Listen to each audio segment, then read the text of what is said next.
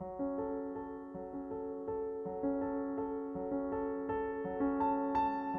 Study in Scarlet,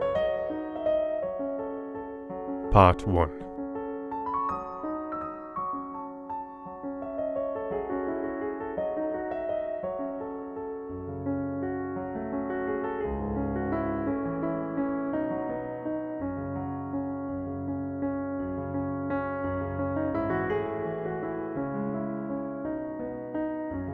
Chapter 3. The Lauriston Garden Mystery.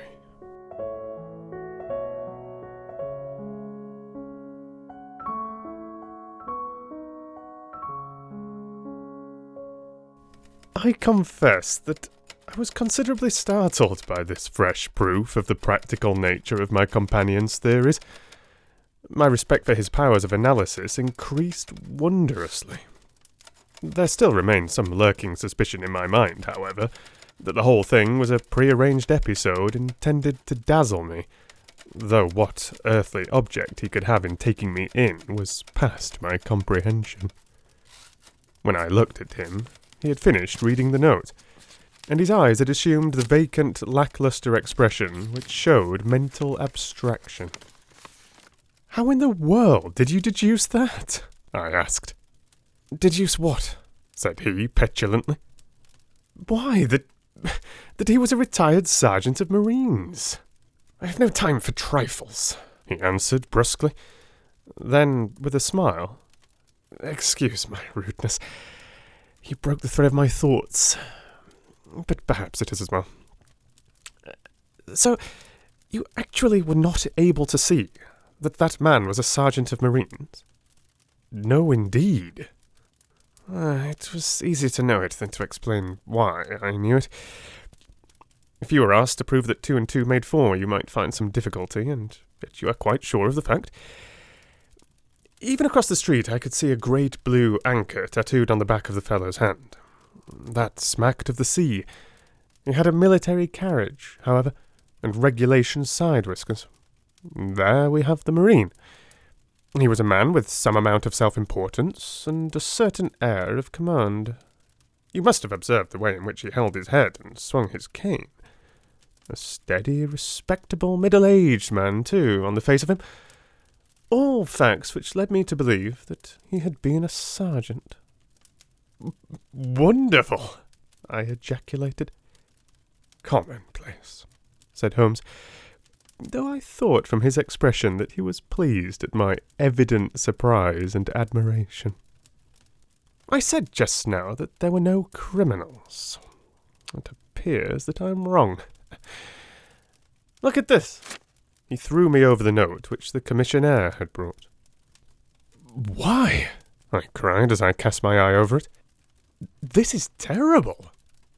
"It does seem to be a little out of the common," he remarked calmly. "Would you mind reading it to me aloud?"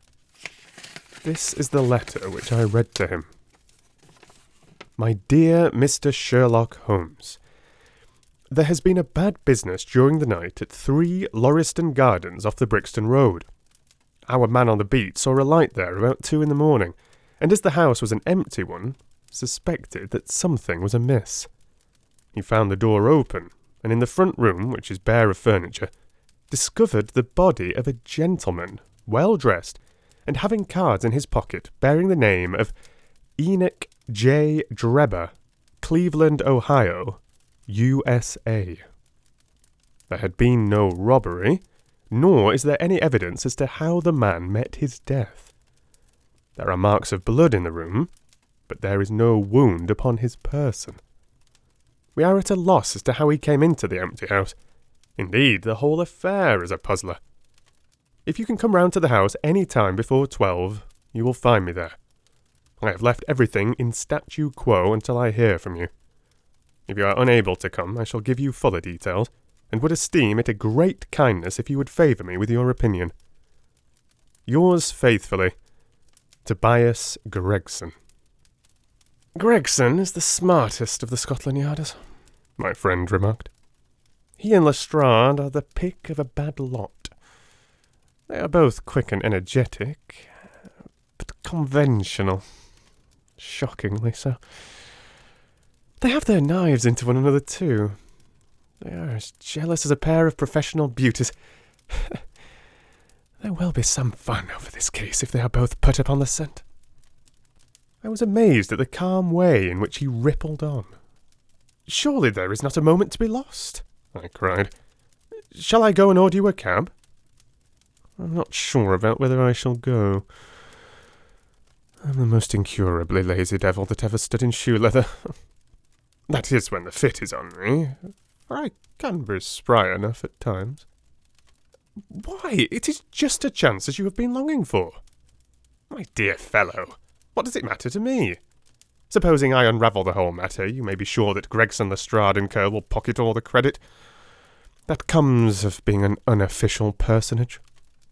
"But he begs you to help him." "Yes, he knows that I'm his superior and acknowledges it to me, but he would cut his tongue out before he would own it to any third person. However, we may as well go and have a look. I shall work it out on my own hook. I may have a laugh at them, if nothing else. Come on." He hustled on his overcoat and bustled about in a way that showed that an energetic fit had superseded the apathetic one. "Get your hat," he said. "You wish me to come?" "Yes, if you have nothing better to do." A minute later we were both in a hansom, driving furiously for the Brixton Road.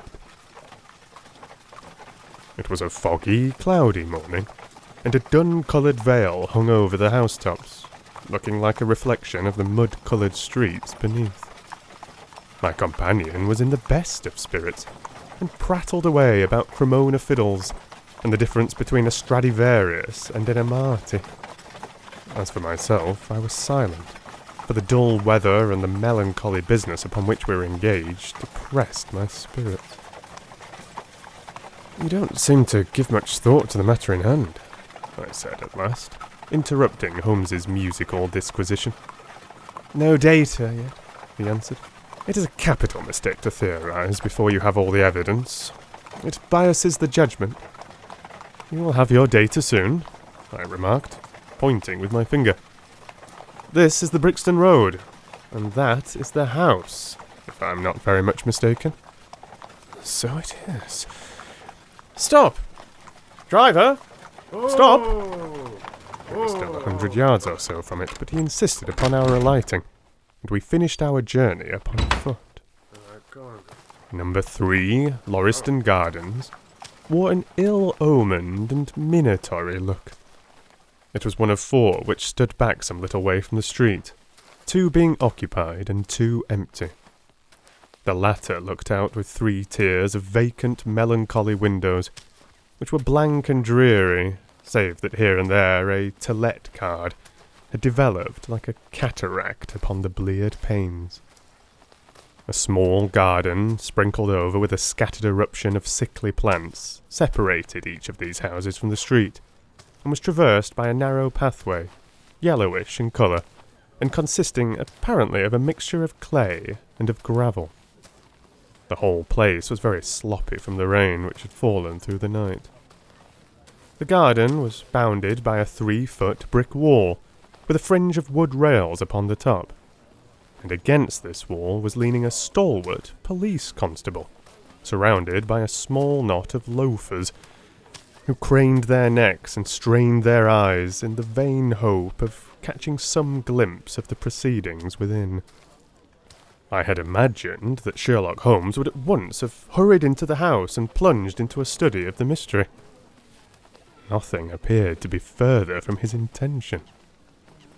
With an air of nonchalance, which, under the circumstances, seemed to me to border upon affectation, he lounged up and down the pavement, and gazed vacantly at the ground, the sky, the opposite houses, and the line of railings.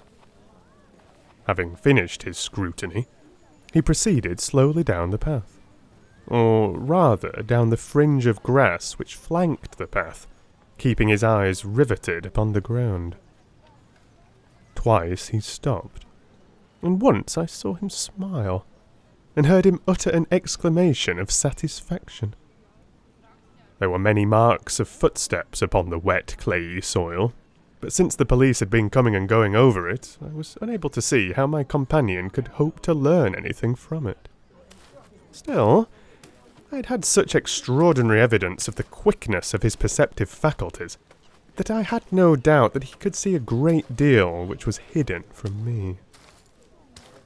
At the door of the house, we were met by a tall, white-faced, flaxen-haired man with a notebook in his hand, who rushed forward and wrung my companion's hand with effusion. "It is indeed kind of you to come," he said. "I have had everything left untouched."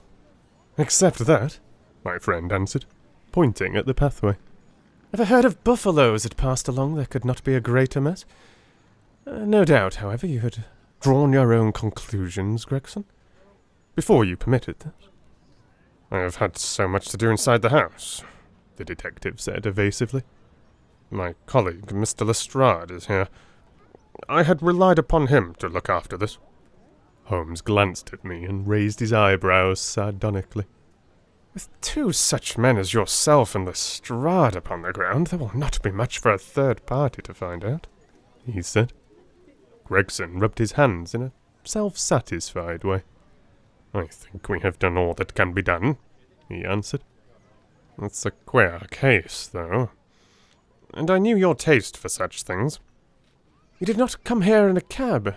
asked Sherlock Holmes. "No, sir." "Nor Lestrade?" "No, sir." "Then let us go and look at the room." With which inconsequent remark he strode on into the house, followed by Gregson, whose features expressed his astonishment. A short passage, bare-planked and dusty, led to the kitchen and offices. 2 doors opened out of it to the left and to the right. One of these had obviously been closed for many weeks. The other belonged to the dining room, which was the apartment in which the mysterious affair had occurred. Holmes walked in, and I followed him with that subdued feeling at my heart which the presence of death inspires. It was a large, square room, looking all the larger from the absence of all furniture. A vulgar, flaring paper adorned the walls, but it was blotched in places with mildew, and here and there great strips had become detached and hung down, exposing the yellow plaster beneath. Opposite the door was a showy fireplace, surmounted by a mantelpiece of imitation white marble. On one corner of this was stuck the stump of a red wax candle.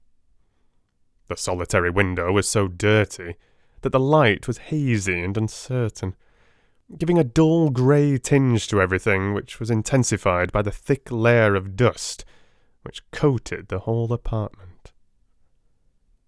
All these details I observed afterwards.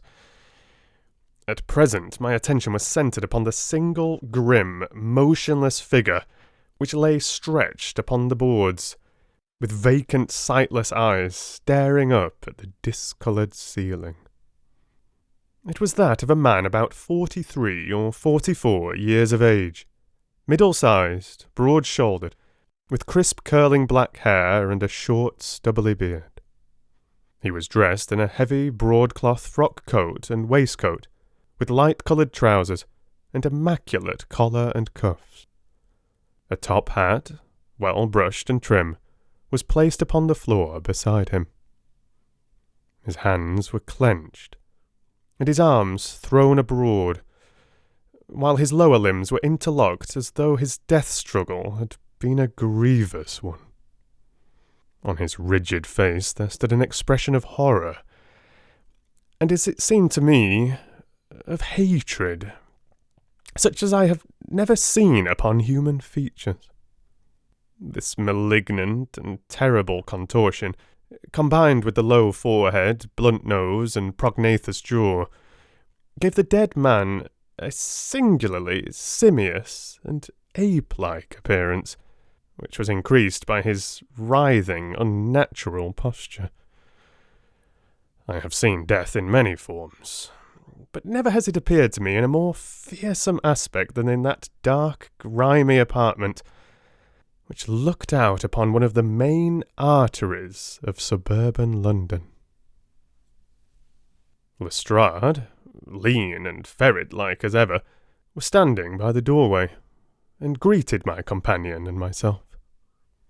"This case will make a stir, sir," he remarked. "It beats anything I have seen, and I am no chicken." "There is no clue?" said Gregson.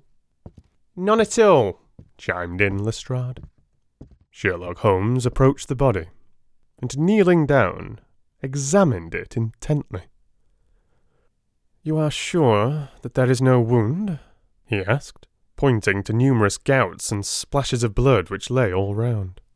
"Positive." "Positive," cried both detectives. "Then of course this blood belongs to a second individual, presumably the murderer, if murder has been committed. It reminds me of the circumstances attendant on the death of Van Jansen in Utrecht in the year 34. Do you remember the case, Gregson?" "No, sir." "Read it up. You really should. There is nothing new under the sun. It has all been done before." As he spoke, his nimble fingers were flying here, there, and everywhere, feeling, pressing, unbuttoning, examining, while his eyes wore the same far-away expression which I have already remarked upon. So swiftly was the examination made that one would hardly have guessed the minuteness with which it was conducted. Finally, he sniffed the dead man's lips, and then glanced at the soles of his patent leather boots. "He has not been moved at all?" he asked. "No more than was necessary for the purposes of our examination." "You can take him to the mortuary now," he said. "There is nothing more to be learned." Gregson had a stretcher and 4 men at hand. At his call they entered the room, and the stranger was lifted and carried out. As they raised him, a ring tinkled down and rolled across the floor. Lestrade grabbed it up and stared at it with mystified eyes. "There's been a woman here," he cried. "It's a woman's wedding ring." He held it out as he spoke, upon the palm of his hand. We all gathered round him and gazed at it. There could be no doubt that that circlet of plain gold had once adorned the finger of a bride. "This complicates matters," said Gregson. "Heaven knows, they were complicated enough before." "You're sure it doesn't simplify them?" observed Holmes. "There's nothing to be learned by staring at it. What did you find in his pockets?" "We have it all here," said Gregson, pointing to a litter of objects upon one of the bottom steps of the stairs. "A gold watch, number 97163 by Barrard of London. Gold Albert chain, very heavy and solid. Gold ring, with Masonic device. Gold pin, bulldog's head with rubies as eyes. Russian leather card case with cards of Enoch J. Drebber of Cleveland, corresponding with the EJD upon the linen. No purse, but loose money to the extent of £7.13. Pocket edition of Boccaccio's Decameron, with the name of Joseph Stangerson upon the flyleaf. 2 letters, one addressed to E.J. Drebber, and one to Joseph Stangerson." "At what address?" "American Exchange, Strand. To be left till called for. They are both from the Guion Steamship Company, and refer to the sailing of their boats from Liverpool. It is clear that this unfortunate man was about to return to New York." "Have you made any inquiries as to this man, Stangerson?" "I did it at once, sir," said Gregson. "I have had advertisements sent to all the newspapers, and one of my men has gone to the American Exchange, but he has not returned yet." "Have you sent to Cleveland?" "We telegraphed this morning." "How did you word your inquiries?" "We simply detailed the circumstances, and said that we should be glad of any information which could help us." "You did not ask for particulars on any point which appeared to you to be crucial?" "I asked about Stangerson." "Nothing else? Is there no circumstance on which this whole case appears to hinge? Will you not telegraph again?" "I have said all I have to say," said Gregson in an offended voice. Sherlock Holmes chuckled to himself, and appeared to be about to make some remark, when Lestrade, who had been in the front room while we were holding this conversation in the hall, reappeared upon the scene, rubbing his hands in a pompous and self-satisfied manner. "Mr. Gregson," he said, "I have just made a discovery of the highest importance, and one which would have been overlooked had I not made a careful examination of the walls." The little man's eyes sparkled as he spoke, and he was evidently in a state of suppressed exultation at having scored a point against his colleague. "Come here," he said, bustling back into the room, the atmosphere of which felt clearer since the removal of its ghastly inmate. "Now stand there." He struck a match on his boot and held it up against the wall. "Look at that," he said triumphantly. I have remarked that the paper had fallen away in parts. In this particular corner of the room, a large piece had peeled off, leaving a yellow square of coarse plastering. Across this bare space there was scrawled, in blood-red letters, a single word. Rache. R-A-C-H-E. "What do you think of that?" cried the detective, with the air of a showman exhibiting his show.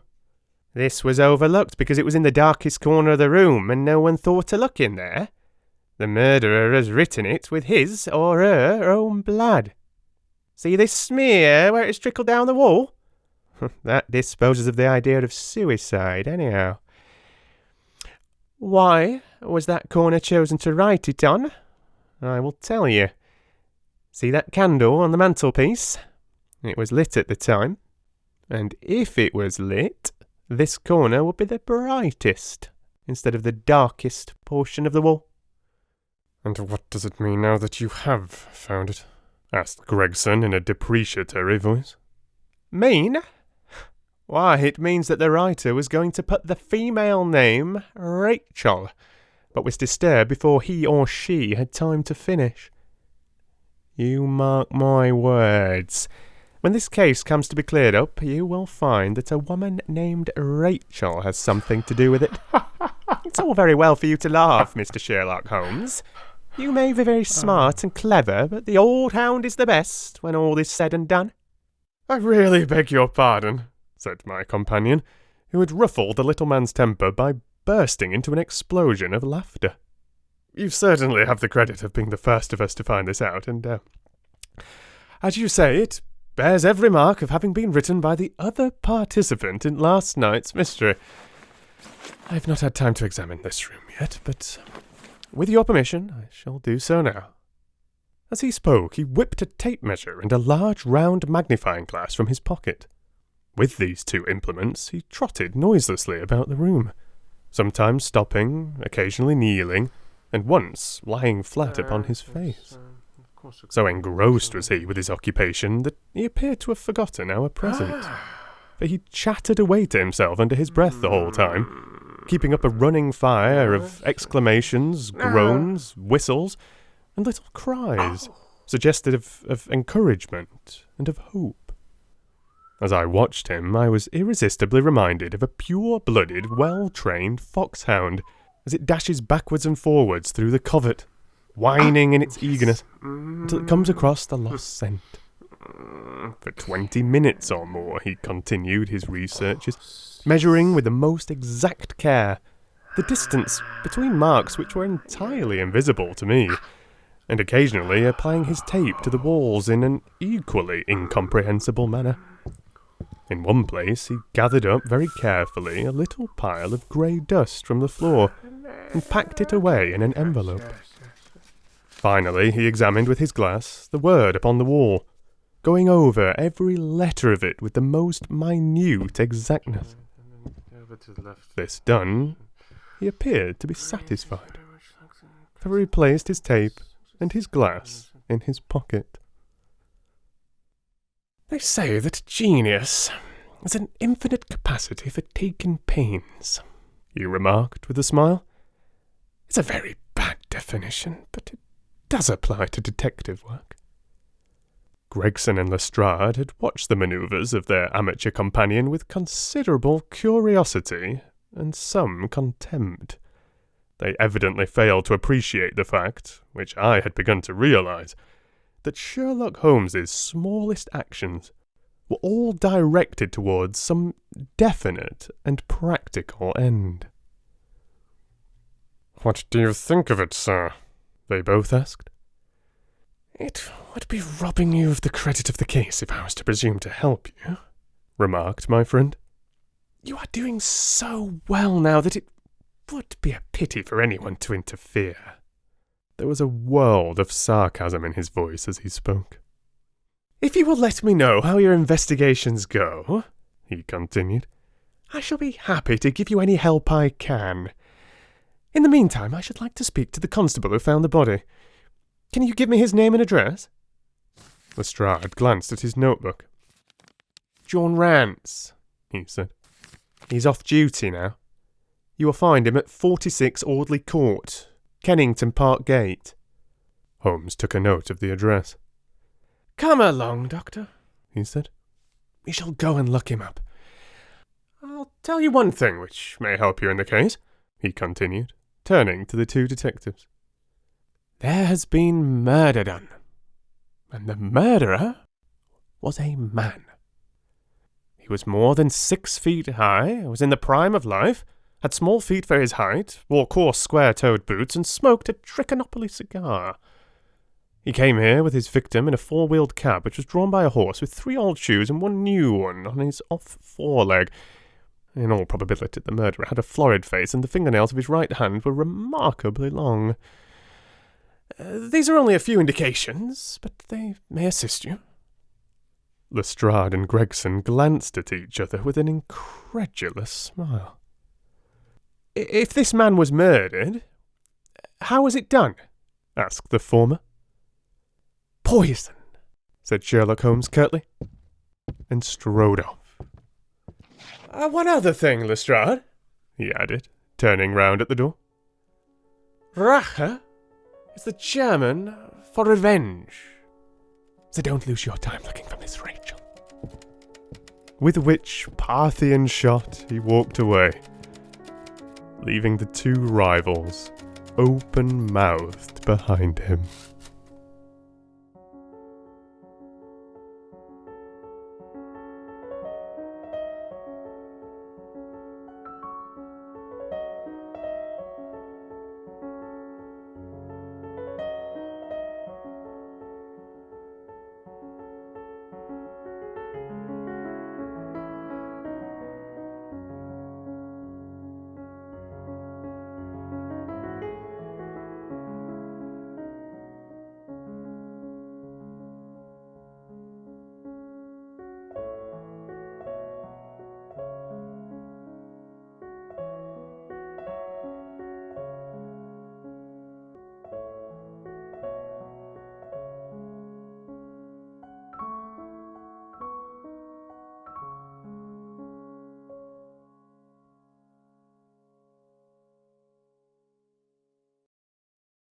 Thank you for listening.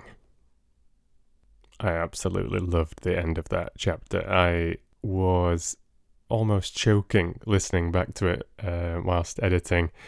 Just brilliant writing, in my opinion, from Arthur Conan Doyle. I have to take my top hat off to him. Spiffing job.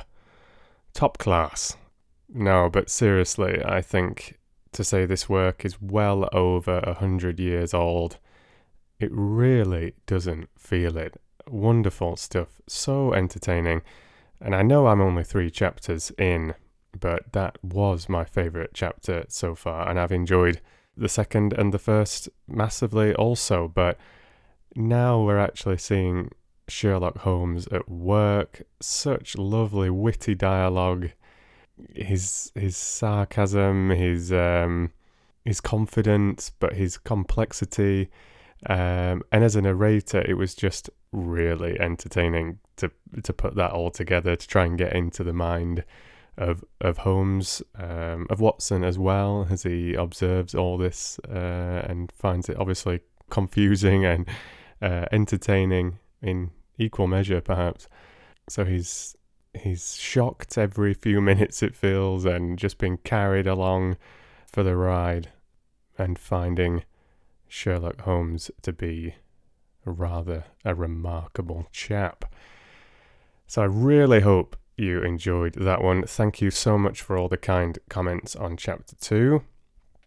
As I suspected, people would have all sorts of ideas as to how this book would be, and it seems like some of you are pleasantly surprised as to how entertaining it can be. Sherlock Holmes does not need to be dry and stuffy at all.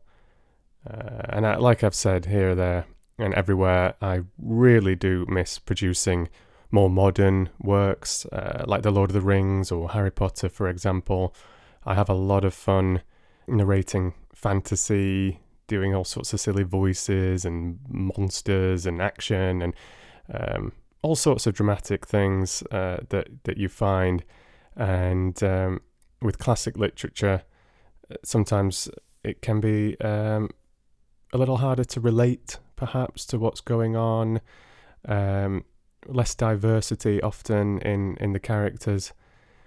But Sherlock Holmes, so far, obviously I'm just 3 chapters into the first book, but I'm really enjoying it, and it feels like it's offering a surprising amount of range as well. And I guess from a production standpoint, that's really been bolstered and exaggerated by the fact that I'm adding these sound effects and ambient sounds and all the rest of it, which is a lot of fun. Building the whole soundscape around the reading is a nice, fresh challenge, and I'm trying not to overdo it, going for less is more, and as I'm really trying to emphasize, this is built for headphones.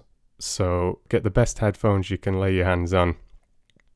Hopefully find a quiet time of the day and get yourself immersed in a wonderful story by a fantastic writer. If you would like to support this work and my other content, please do join me over on Patreon or become a channel member of mine. Thank you so much for all of your support. I've had a new channel member, Lightweaver. Thank you very much indeed.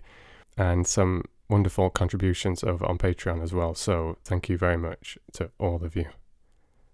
I'll try not to leave you waiting too long for chapter 4. I hope you're enjoying the other videos that I've been putting out as well. Do give Bored to Sleep a try if you haven't already. Seriously, give it a go. It was a bit of a 30,000 subscriber special, and yeah, I don't want to say too much, but give it a go. Until the next time, you take care, stay foxy, and I'll read to you soon.